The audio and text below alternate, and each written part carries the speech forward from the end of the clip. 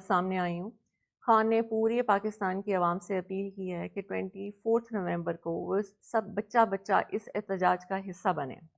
یہ صرف ایک خان کی جنگ نہیں ہے، یہ آپ سب کی، یہ ملک کی حقیقی آزادی کی جنگ ہے۔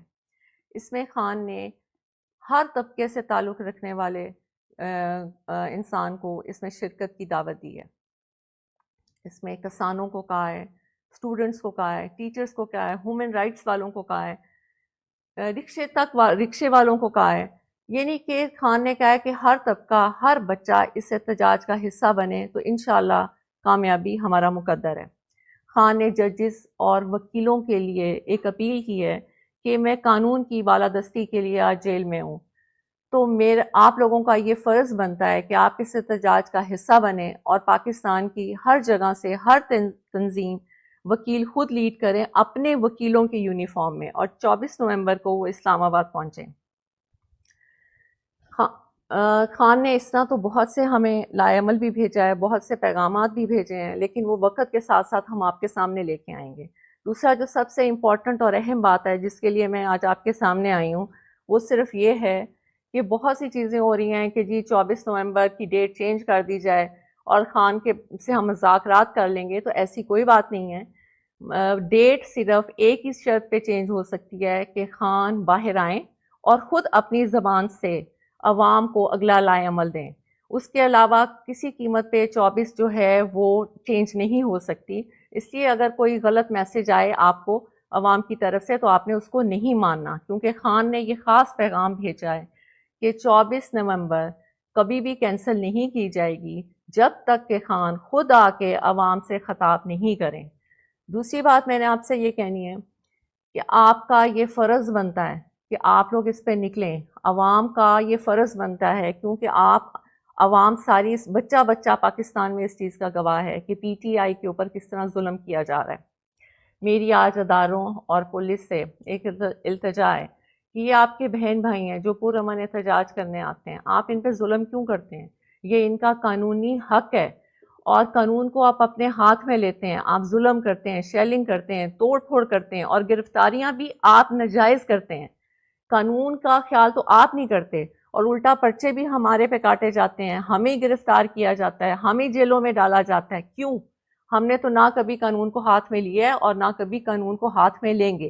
آج قانون کی وجہ، قانون کے کہ انصاف ملے، اس ملک کو انصاف ملے، اس کی وجہ سے خان جیل میں ہے۔ تو کیا وکیلوں اور ججز کا یہ فرض نہیں بنتا کہ وہ اس احتجاج کا حصہ بنے؟ یا کیا صرف پاکستان ایک خان کا ہی ہے؟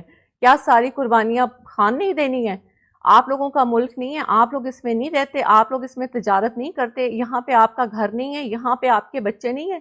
کیا خان اکیلا ہی ہے؟ کبھی آپ نے سوچا نہیں کہ 72 ایئرس کے خان ہو چکے ہیں؟ کیا ان کا دل نہیں کرتا کہ وہ اپنے گھر میں آرام اور سکون سے بیٹھیں، وہ ٹی وی دیکھیں، اپنی زندگی کو انجوائے کریں؟ آج وہ کال کوٹری میں ایک چھوٹی سی جیل میں، جس میں 4 پائی ہو اور اگر ایک کرسی رکھو تو گھٹنے آپ کی 4 پائی کو لگتے ہیں، یعنی کہ اتنی چھوٹی سی جگہ پہ خان کو رکھا گیا ہے، اور 1.5 سال سے زیادہ عرصہ ہو گیا ہے۔ اور وہ کیوں ہے؟ صرف اس لیے کہ یہاں پہ انصاف آئے ملک میں۔ تو کیا ججز اور وکیلوں کی یہ ذمہ داری نہیں بنتی کہ ایک انسان جو انصاف کے لیے اندر بیٹھا ہے اور جو انصاف دینے کے دعویٰ دار ہیں ججز اور وکیل، اور وہ خاموشی سے بیٹھے ہیں، بلکہ الٹا وہ یہ کہتے ہیں کہ جی بہت سے ہمیں پتہ لگ رہا ہے کہ جی پٹیشن دائر ہو رہی ہے کہ پی ٹی آئی کو احتجاج سے روکا جائے۔ کسی بھی قانون میں یہ نہیں ہے کہ آپ کسی کو پرامن احتجاج سے روکیں۔ ہماری آپ سے التجا ہے کہ آپ اس ظلم کو بند کر دیں۔ یہ بچے، یہ بہن بھائی آپ کے ہیں، یزید مت بنیں۔ اس نے بھی یہ کیا تھا، وہ بھی مسلمان تھا، لیکن جب وہ اپنی انا کی وجہ سے اس نے یہ ظلم کیا، آپ یہ ظلم کرنا بند کر دیں۔ خدا را یہ ملک کو کہاں تک آپ ایسے کریں گے؟ کتنی لوگوں کی آپ بدوائیں لیں گے؟ دوسرا، ہم نے نہ کبھی قانون ہاتھ میں لیے اور نہ لیں گے، اور آپ سے التجا ہے کہ آپ بھی قانون کو ہاتھ میں مت لیں۔ دوسرا، اداروں سے میں نے یہ کہنا ہے کہ یہ بالکل غلط ہے کہ خان بدلہ لیں گے کسی سے۔ شاید آپ لوگوں تک یہ پیغام نہیں پہنچتا۔ خان نے کہا ہے کہ طاقت میں آ کے کسی سے بدلہ لینے کا مطلب ہے کہ اللہ کی ناراضگی، اور انہوں نے کہا ہے کہ میں نے یہ جو جیل میں جتنا بھی ٹائم گزارا ہے یہ میرا ایک اللہ سے تعلق بنا ہے۔ جس میں نے یہ سیکھا ہے کہ طاقت میں آ کے معافی کا دروازہ کھولتے ہیں، نہ کہ ظلم کا دروازہ کھولتے ہیں۔ تو جو بھی یہ آ کے پیغام باہر دے رہا ہے کہ خان تو غصے میں ہے، خان آئے گا اور خان بدلہ لے گا، آج پورے عوام کے سامنے میں یہ آپ کو کلیئر کر دوں کہ یہ سب جھوٹی باتیں ہیں۔ خان نے ہمیشہ یہ کہا ہے کہ نہ میں نے بدلہ لینے کا کبھی سوچا ہے اور نہ کبھی میں بدلہ لوں گا، کیونکہ بدلہ لینا نہ اللہ کو پسند ہے اور نہ ہی انسان کو خاص طور پہ طاقت میں آ کے بالکل بدلہ نہیں لینا چاہیے۔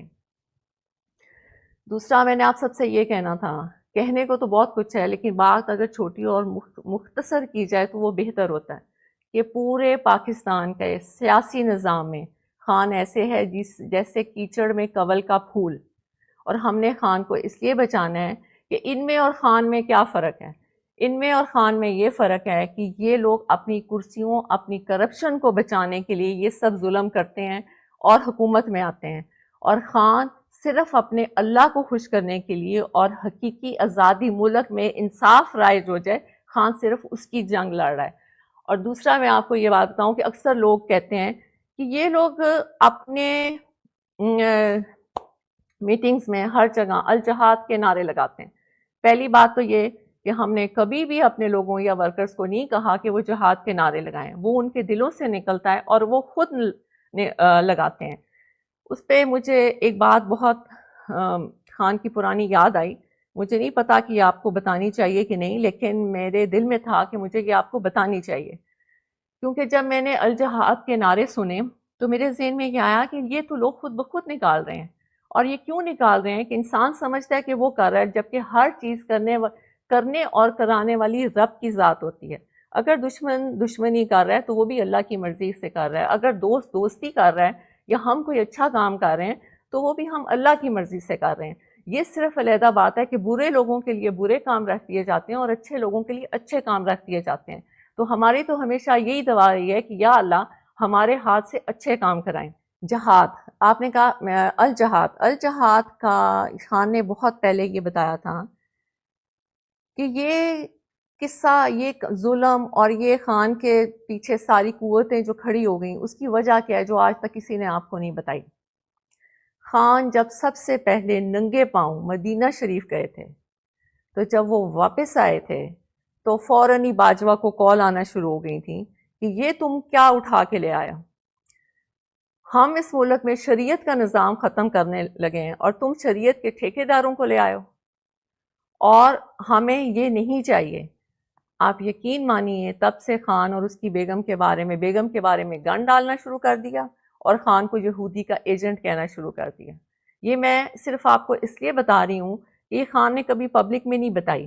اگر یہ بات غلط ہو تو پھر آپ باجوہ اور اس کی فیملی کو پوچھیں، کیونکہ باجوہ اور باجوہ کی فیملی نے یہ باتیں کسی کو بتائی تھیں جو خان تک پہنچی تھیں۔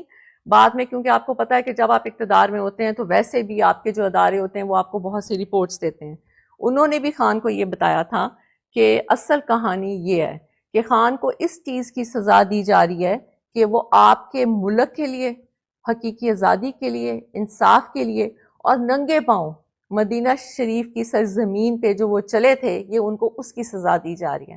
اب آپ نے فیصلہ کرنا ہے کہ کیا آپ نے خان کی عزت اور ملک کی آزادی کے لیے نکلنا ہے یا نہیں نکلنا، کیونکہ ہر دفعہ اللہ موقع نہیں دیتے۔ خان نے آپ کو بہت دفعہ یہ بات کہہ دی ہے کہ جیسا انسان ہوتا ہے اس کے اوپر ویسا ہی حکمران ہوتا ہے، اور پوری دنیا میں آپ کو بہت اچھی طرح پتہ ہے کہ پوری دنیا میں اس وقت کی موجودہ حکمران کو کیا سمجھا جاتا ہے۔ تو اب فیصلہ آپ کے ہاتھ میں ہے۔ خان کی جو اپیل تھی وہ میں نے آپ تک پہنچا دی۔ بہت شکریہ۔ صلی اللہ علیہ وسلم۔